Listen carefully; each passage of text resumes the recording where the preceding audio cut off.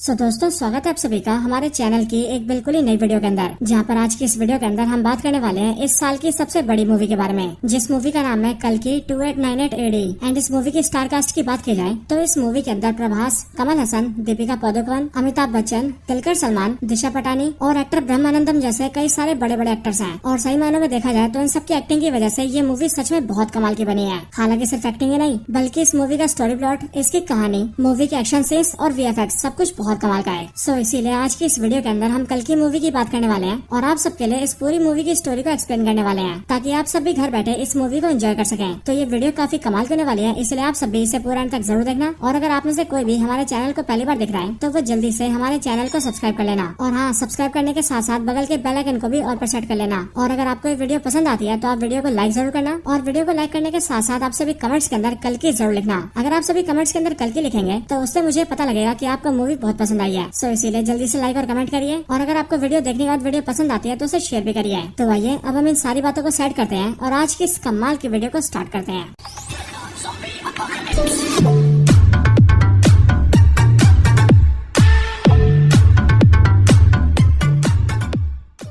तो कल्कि मूवी की स्टार्टिंग होती है आज से कई हजार साल पहले से, बिल्कुल उस टाइम से जिस टाइम पर महाभारत का वॉर चल रहा था। और इसीलिए महाभारत के वॉर के अंदर हम ये देखते हैं कि पांडवों की सेना ने कौरवों की सेना को हरा दिया होता है। इसीलिए अश्वत्थामा को छोड़कर बाकी सारे लोग मारे जाते हैं। एंड यहीं पर हम ये देखते हैं कि महाभारत के टाइम में अश्वत्थामा और कोई नहीं बल्कि अमिताभ बच्चन होते हैं। वॉर के अंदर अश्वत्थामा जब ये देखते हैं कि पांडवों ने न सिर्फ उनके सारे दोस्तों कौरवों को मार दिया है, बल्कि उसके साथ ही पांडवों ने मिलकर उनके फादर द्रोणाचार्य को भी मार दिया है। और इसीलिए ये सारी चीजें देखकर अश्वत्थामा को बहुत गुस्सा आता है एंड वो सीधा ब्रह्मास्त्र को समन करता है। और क्योंकि इस टाइम पर अर्जुन के बेटे अभिमन्यु की वाइफ प्रेग्नेंट होती है, इसलिए अश्वत्थामा अपने ब्रह्मास्त्र से सीधा उस पर अटैक करता है, जिसके बाद ही अभिमन्यु की वाइफ के पेट में जो बच्चा होता है वो ब्रह्मास्त्र के अटैक से मारा जाता है। अब इस चीज को भगवान श्री कृष्ण देखते हैं एंड इसीलिए इस चीज को देखकर लॉर्ड कृष्णा को बहुत गुस्सा आता है। और इसीलिए पहले तो वो अश्वत्थामा को काफी बीट करते हैं एंड फिर उसके बाद ही वो अश्वत्थामा को श्राप देते हैं कि अब उसे ना चाहते हुए भी जिंदा रहना पड़ेगा। और वो बेशक से मरने की भीख मांगेगा, लेकिन तब भी वो जिंदा रहेगा और जब तक पूरा कलयुग खत्म नहीं होता तब तक उसकी सांसें चलेंगी। लेकिन श्राप मिलने के बाद अश्वत्थामा को ये रियलाइज होता है कि उसने बहुत ही बड़ी गलती कर दी है एंड इसीलिए वो लॉर्ड कृष्णा से कहता है कि अब वो अपनी गलती समझ चुका है, इसीलिए वो पश्चाताप करना चाहता है। और फिर ये सुनकर ही लॉर्ड कृष्णा उसे पश्चाताप करने का मौका देते हैं। यहीं पर ही लॉर्ड कृष्णा अश्वत्थामा को बताते हैं कि अब आने वाला जो युग है वो है कलयुग, और उसी कलयुग के अंदर कली होगा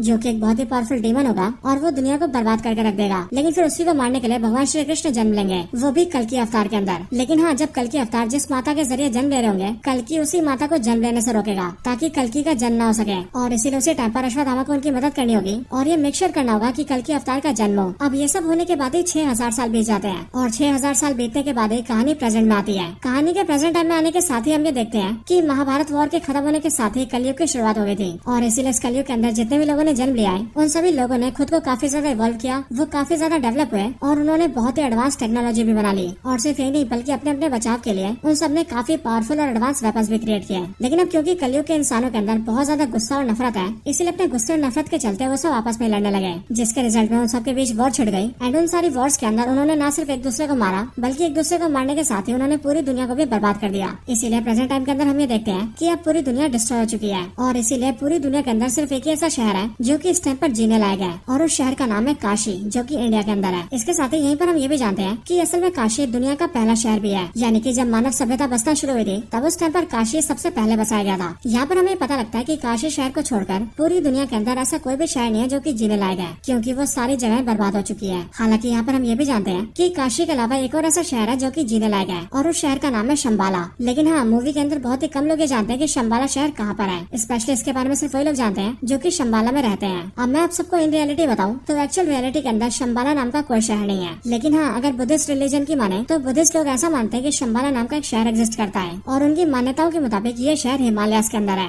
बट एक्चुअल में इसके बारे में कोई नहीं जानता है। और इसीलिए जिस तरह से इन रियलिटी शंबाला एग्जिस्ट करता है, ठीक उसी तरह से इसे मूवी में भी दिखाया गया है, क्योंकि मूवी में भी शंबाला शहर के बारे में कोई भी नहीं जानता है और ये भी एक छुपी हुई शहर है जिसका लोकेशन बहुत कम लोगों को पता है। अब काशी शहर के अंदर हम ये देखते हैं कि काशी के अंदर कई सारे लोग हैं और उन सब में से कुछ लोग अमीर हैं और बाकी सब लोग गरीब हैं, और इसीलिए जो भी लोग गरीब हैं उनकी जिंदगी बहुत बुरी है। इसके साथ ही काशी शहर के मिडिल एरिया के अंदर एक कॉम्प्लेक्स नाम की बहुत बड़ी जगह है जो कि देखने में एक उल्टे से ट्रायंगल जैसा दिखता है, लेकिन ये कॉम्प्लेक्स नाम का ऑब्जेक्ट काफी ज्यादा बड़ा है और इसके अंदर खाना, साफ पानी, साफ एयर, अच्छे कपड़े, अच्छे घर पेड़ पौधे, साफ नदियाँ, साफ जंगल और इस तरह की सारी चीजें हैं। एंड इसीलिए जो भी अमीर लोग हैं वो सब लोग इसके अंदर रहते हैं। हालांकि इस कॉम्प्लेक्स को काफी सिस्टमेटिकली तरीके से चला जाता है और जो इस पूरे कॉम्प्लेक्स को रूल करता है उसे सुप्रीम कहा जाता है। पूरा नाम कहे तो सुप्रीम यास्किन। अब ये जो सुप्रीम यास्किन है ये न सिर्फ पूरे कॉम्प्लेक्स को रूल करता है बल्कि इसके साथ ही सब कुछ को मैनेज करने के लिए इसके पास खुद की आर्मी भी है, जिस आर्मी के सोल्जर्स इसके कहने पर सारे काम करते हैं। और इन सारी आर्मी को मैनेज करने के लिए इसके पास एक कमांडर भी है जो कमांडर ही आर्मी को ऑर्डर्स देता है। इसके साथ ही हम ये भी जानते हैं कि पूरे कॉम्प्लेक्स से लेकर पूरे काशी शहर के अंदर कोई डॉलर या फिर रुपीज जैसी करेंसी नहीं चलती, बल्कि यहाँ पर जो चलता है उसे यूनिट्स कहते हैं और ये यूनिट्स ही यहाँ के पैसे के बराबर है। और इसीलिए जो भी रिच आदमी इस कॉम्प्लेक्स के अंदर रहना चाहता है उसे यहाँ पर आने के लिए 1 मिलियन यूनिट्स देने पड़ते हैं। यानी कि सिंपली 1 मिलियन यूनिट्स दीजिए और फिर उसके बाद से आप कॉम्प्लेक्स के अंदर रह सकते हैं। लेकिन 1 मिलियन यूनिट्स का मतलब है 10 लाख यूनिट्स और इतने ज्यादा यूनिट्स किसी गरीब आदमी के पास नहीं है, इसलिए उन सबको कॉम्प्लेक्स के बाहर रहना पड़ता है। लेकिन हाँ, वो सब भी कॉम्प्लेक्स के अंदर जाने का सपना जरूर देखते हैं। अब इसके बाद ही एंट्री होती है हमारी मूवी के मेन हीरो की, यानी कि रेबल स्टार प्रभास की, जिनके कैरेक्टर का इस मूवी के अंदर नाम है भैरवा। भैरवा की एंट्री होने के साथ ही हम ये जानते हैं कि भैरवा काशी शहर के अंदर ही रहता है। लेकिन हाँ, भैरवा की कोई फैमिली नहीं है, ना ही उसके मदर और फादर है और ना ही भाई बहन है। एंड इसीलिए भैरवा अकेला अपनी जिंदगी बिताता है। लेकिन इसके साथ ही हम ये भी जानते हैं कि भैरवा काफी अच्छा फाइटर है और वो लड़ने के बहुत सारे तरीके जानता है। अब वैसे देखा जाए तो साउथ इंडियन फिल्मों के जितने भी हीरो होते हैं वो सब लड़ने में तो वैसे एक्सपर्ट होते हैं, इसलिए यहाँ पर भैरवा यानी कि प्रभास भी बाकियों से काफी पावरफुल है। हालांकि इसके साथ ही हम ये भी देखते हैं कि भैरवा एक काफी अच्छा इंसान है। लेकिन हाँ, भैरवा का भी ये सपना है कि वो एक दिन कॉम्प्लेक्स के अंदर जाए और वहाँ जाकर एक मजे की जिंदगी बिताए। लेकिन हाँ, अब क्योंकि कॉम्प्लेक्स के अंदर जाने के लिए 1 मिलियन यूनिट्स देने पड़ते हैं, इसलिए भैरवा अब तक कॉम्प्लेक्स के अंदर नहीं जा पाया है, क्योंकि उसके पास इतने यूनिट्स ही नहीं है। और इतने सारे यूनिट्स तो क्या, बल्कि उसके पास कुछ भी नहीं है, इसीलिए वो दूसरों से यूनिट्स मांग मांग के उधारी पे जीता है और टाइम से किसी का भी उधार नहीं चुकाता है। हालांकि एक दिन हम ये देखते हैं कि काशी के अंदर शंबाला का एक स्पाई घुस जाता है और इसीलिए उसे कई सारे गुंडे पकड़ रहे होते हैं, क्योंकि शंबाला से जो भी लोग आते हैं या फिर स्पाई आते हैं उन सबको पकड़कर अगर कॉम्प्लेक्स को सौंपा जाए तो कॉम्प्लेक्स के सोल्जर्स का कमांडर उस आदमी को काफी बड़ी बाउंटी देता है, मतलब कि काफी बड़ा इनाम देता है। और इसलिए यहाँ पर जैसे भैरवा उस स्पाई को देखता है वैसे वो उन सारे गुंडों से फाइट करता है और उन सबको बीट करके शंबाला के स्पाई को पकड़ लेता है। हालांकि उससे पकड़ने के बाद ही भैरवा को पता लगता है कि असल में शंबाला का वो स्पाई एक आम आदमी है जो कि बस यहाँ पर कॉम्प्लेक्स की तहकीकात करने आया है। लेकिन अब क्योंकि उसे तो सिर्फ यूनिट चाहिए थे ताकि वो कॉम्प्लेक्स के अंदर जा सके, इसीलिए वो स्पाई की बात नहीं मानता है और उसे अपने घर में बंद कर देता है ताकि कुछ टाइम बाद ही वो उसे कॉम्प्लेक्स को सौंप दे और कॉम्प्लेक्स से उसे 10,000 यूनिट्स मिले। और फिर इसी तरह से धीरे धीरे करके वो कई सारे यूनिट जोड़े और जब उसके पास 1 मिलियन यूनिट्स हो जाए तो वो कॉम्प्लेक्स के अंदर जाए। हालांकि इसके कुछ टाइम बाद ही हम दिशा पटानी को भी देखते हैं, जिसका इस मूवी के अंदर रॉक्सी नाम होता है और वो बेसिकली मूवी के अंदर भैरवा की गर्लफ्रेंड होती है। रॉक्सी जब भैरवा से मिलती है तब हमें पता लगता है कि भैरवा ने उधार लेने के मामले में रॉक्सी को भी नहीं छोड़ा है और उसने रॉक्सी से भी कई सारे यूनिट्स उधार ले रखे हैं। लेकिन इन सबसे हटकर रॉक्सी भैरवा को बताती है कि उसकी कॉम्प्लेक्स के अंदर जॉब लग गई है एंड उसे कल से कॉम्प्लेक्स के अंदर जाना है और वहाँ जाकर साफ सफाई करनी है। लेकिन जैसे भैरवा कॉम्प्लेक्स का नाम सुनता है वैसे वो रॉक्सी से कहता है कि वो कल बस एक दिन के लिए उसे अपने साथ लेकर जाए, क्योंकि उसका भी ये सपना है कि वो कॉम्प्लेक्स को अंदर से देखे। अब इसके लिए रॉक्सी एग्री कर जाती है और वो भैरवा को अपने साथ कॉम्प्लेक्स के अंदर ले जाती है। अंदर आने के बाद ही भैरवा को बहुत खुशी होती है, क्योंकि वो देखता है कि कॉम्प्लेक्स अंदर से बहुत सुंदर है, वहाँ बहुत सारा साफ पानी है, खाने के लिए बहुत कुछ है, वहाँ नदियाँ है, जंगल है और इसी तरह की बहुत सारी सुंदर सुंदर चीजें हैं। एंड इसलिए ये सब देखकर भैरवा थोड़ा पागल हो जाता है और वो रॉक्सी के साथ मिलकर सब कुछ के मजे लेने लगता है। लेकिन हाँ, कुछ टाइम बाद ही वो सोल्जर्स के हाथों पकड़ा जाता है, जिस वजह से कॉम्प्लेक्स के सोल्जर्स भैरवा को बाहर निकाल देते हैं। लेकिन हाँ, जब भैरवा को कॉम्प्लेक्स से निकाल दिया जाता है तब उसका कॉम्प्लेक्स के अंदर जाने का और भी ज्यादा मन करने लगता है, क्योंकि उसने कॉम्प्लेक्स के अंदर का ट्रेलर जो देख लिया होता है। एंड इसीलिए भैरवा डिसाइड करता है कि वो जल्दी से जल्दी कॉम्प्लेक्स के अंदर जाकर ही रहेगा और कॉम्प्लेक्स के अंदर ही जिंदगी बिताएगा। अब इसके बाद ही सीन शिफ्ट होता है और हमें सीधा कॉम्प्लेक्स के अंदर का नजारा दिखता है। कॉम्प्लेक्स के अंदर हम एक बहुत बड़ी सी लैब को देखते हैं, जिस लैब के अंदर बहुत सारी लड़कियां होती हैं और कई सारे साइंटिस्ट होते हैं जो कि उस सब पर रिसर्च कर रहे होते हैं। लेकिन फिर इसके बाद ही हमें कॉम्प्लेक्स का सुप्रीम दिखता है, यानी कि सुप्रीम यास्किन। और फिर यहीं पर ही हमें पता लगता है कि सुप्रीम यास्किन ही एक्चुअल में कली है।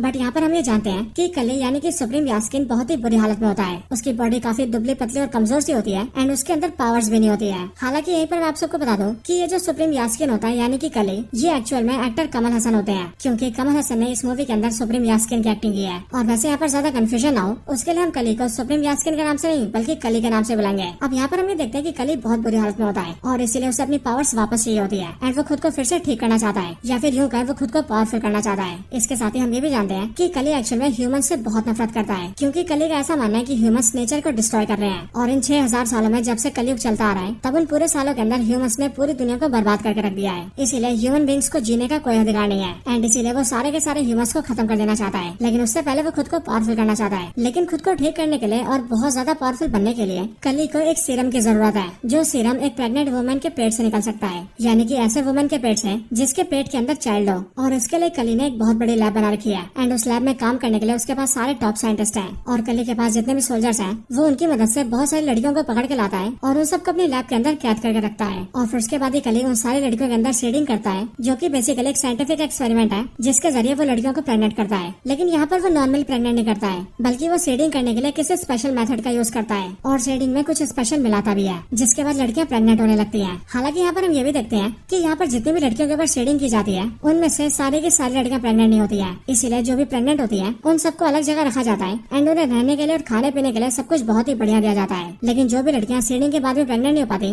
उन सबको लैब के अंदर स्लेव बनाया जाता है, यानी कि गुलाम। और फिर वही सारी स्लेव लड़कियां सभी प्रेग्नेंट हुई लड़कियों की सेवा करती हैं और जो भी उन्हें हेल्प चाहिए होती है वो सारी हेल्प भी करते हैं। हालांकि यहीं पर हम ये भी जानते हैं कि कली को जिस सीरम की जरूरत है वो सीरम उसी प्रेग्नेंट लड़की के पेट से निकल सकता है जो कि 121 डेज से ज्यादा टाइम से प्रेग्नेंट हो, यानी कि वो कम से कम 4 महीने के प्रेग्नेंट हो। लेकिन यहाँ पर हम ये देखते हैं कि कली की शेडिंग की वजह से यहाँ लैब में जितनी भी लड़कियों को प्रेग्नेंट किया जाता है वो सभी लड़कियां 90 या फिर 91 डेज से ज्यादा जी नहीं पाती हैं, मतलब कि उन सबकी 3 महीने में ही मौत होने लगती है। लेकिन तब भी कली लगातार लड़कियों के ऊपर शेडिंग करवाता रहता है ताकि एक न एक दिन उसे ऐसी लड़की मिले जो कि 121 डेज से ज्यादा टाइम तक प्रेग्नेंट हो, और जिस दिन ऐसा हुआ उस दिन उसे सीरम मिल जाएगा। अब इन सब के बाद यहीं पर ही हम दीपिका पादुकोण को देखते हैं जो कि लैब के अंदर कैप्चर की हुई लड़कियों में से एक होती है। लेकिन हाँ, यहाँ पर हम ये देखते हैं कि दीपिका पादुकोण प्रेग्नेंट नहीं होती है, बल्कि वो उन लड़कियों में से एक होती है जो कि शेडिंग के बाद भी प्रेग्नेंट नहीं हो पाई थी एंड इसीलिए वो यहाँ पर एक स्लेव की तरह काम करती है और जो भी प्रेग्नेंट है उन सबकी हेल्प करती है। इसके साथ ही हमें ये भी पता लगता है कि दीपिका पादुकोण जब बहुत छोटी थी तब उसी टाइम पर उसके पेरेंट्स ने उसे कॉम्प्लेक्स के अंदर भेज दिया था, इसीलिए वो बचपन से यहाँ पर है। इसके साथ ही उसका जो नाम है वो यहाँ पर सम 80 रखा गया है, यानी कि SUM सम और 80। हालांकि कुछ दिनों के बाद ही हम ये देखते हैं कि एक्चुअल में दीपिका पादुकोण यानी कि सम 80 प्रेग्नेंट है और उसे प्रेग्नेंट हुए टोटल 5 महीने हो चुके हैं, यानी कि 150 डेज से भी ज्यादा। और सच में ये बहुत ही बड़ी बात थी,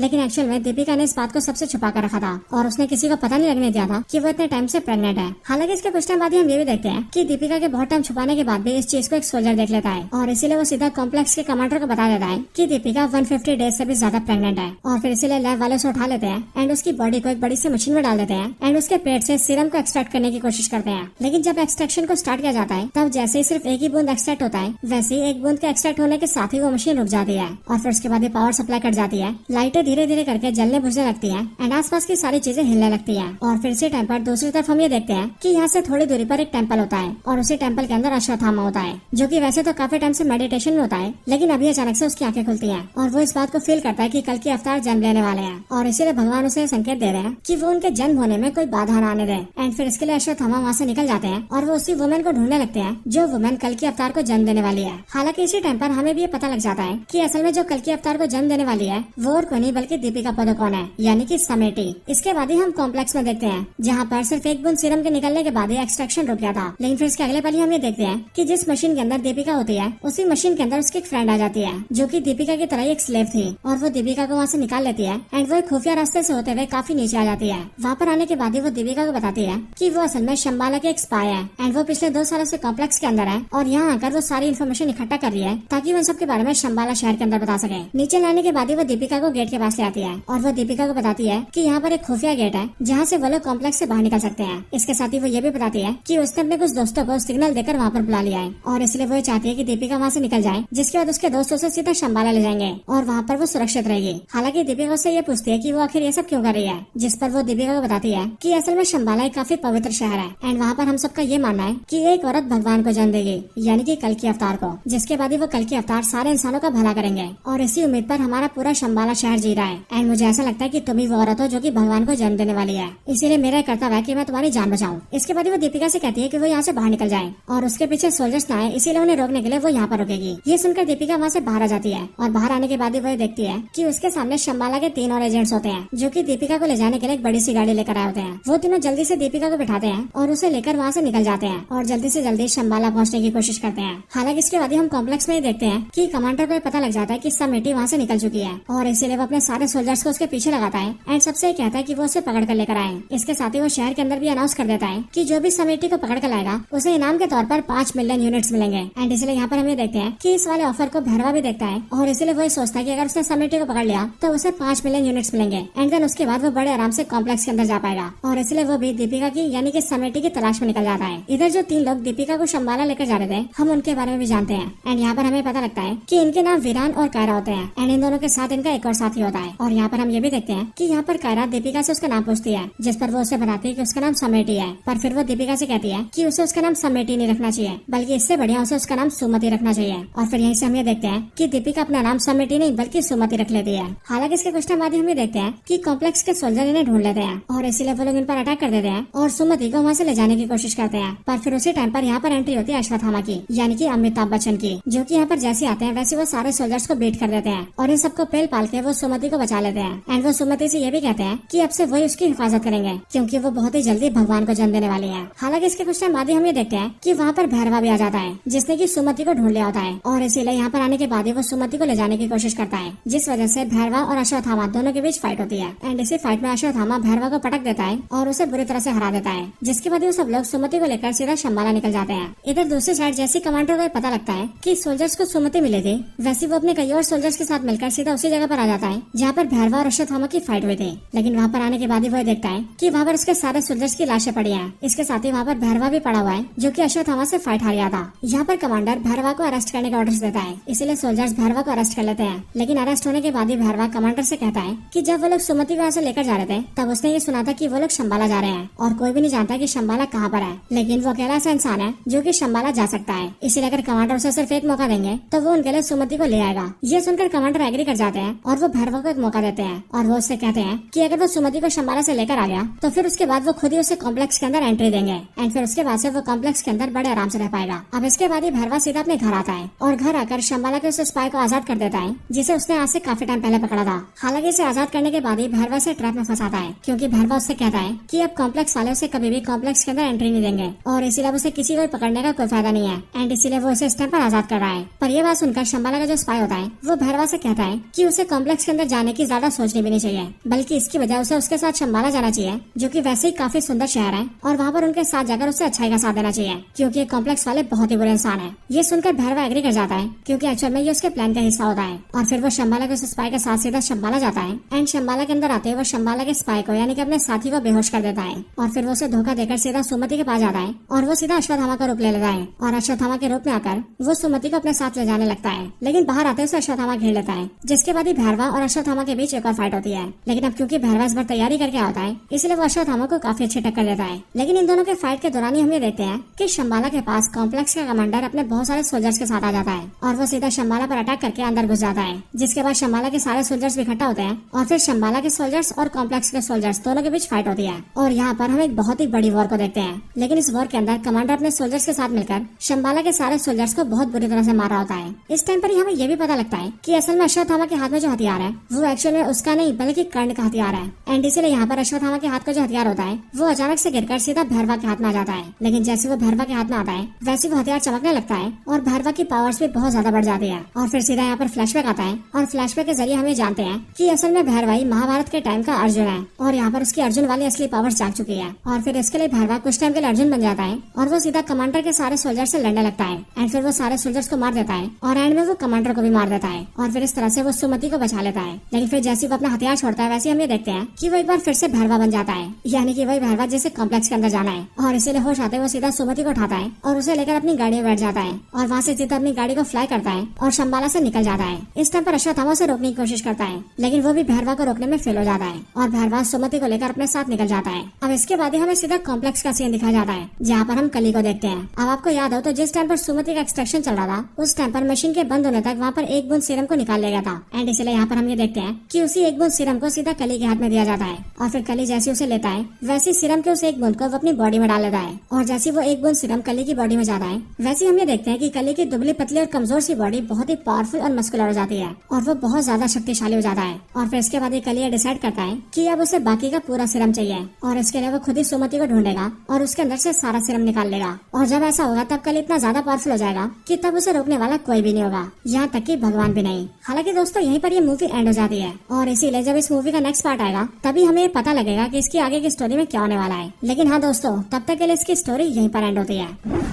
सो दोस्तों यही थी वीडियो कल की मूवी के ऊपर। आप सबको इस मूवी की स्टोरी और हमारी वीडियो कैसी लगी ये आप मुझे कमेंट्स के अंदर जरूर बताना और अगर आप सभी का कोई और रिकमेंडेशन हो तो आप वो भी मुझे कमेंट्स के अंदर बता सकते हैं। बाकी वीडियो पसंद आई हो तो उसे लाइक जरूर करें और कमेंट्स के अंदर भी कल की जरूर लिखें। आप वीडियो को लाइक और कमेंट जरूर करना क्योंकि जब आप वीडियो को लाइक करेंगे और कमेंट्स के अंदर कल के लिखेंगे तब हमें भी ये पता लगेगा कि आप सबको वीडियो बहुत पसंद आई है। और हाँ, अगर आपको सच में वीडियो ज्यादा पसंद आई हो तो आप वीडियो को लाइक और कमेंट करने के साथ साथ वीडियो को शेयर भी कर देना, ताकि आपके साथ साथ आपके सारे दोस्त भी इस वीडियो को देखकर मूवी की स्टोरी जान पाए। और हाँ, अगर आपको इसके अलावा हमारे चैनल की कोई और ऐसी वीडियो देखनी हो तो आप सिंपली हमारे चैनल को चेकआउट कर सकते हैं, या फिर मैंने कई सारी वीडियोस के लिंक डिस्क्रिप्शन में भी दिए हुए हैं। आपका जो मन करे आप वो वाली वीडियो देख सकते हैं और मुझे उम्मीद है कि आपको वो सारी वीडियोस बहुत पसंद आएंगी। तो बस आज की इस वीडियो में इतना ही। इस वीडियो को यहीं पर एंड करते हैं।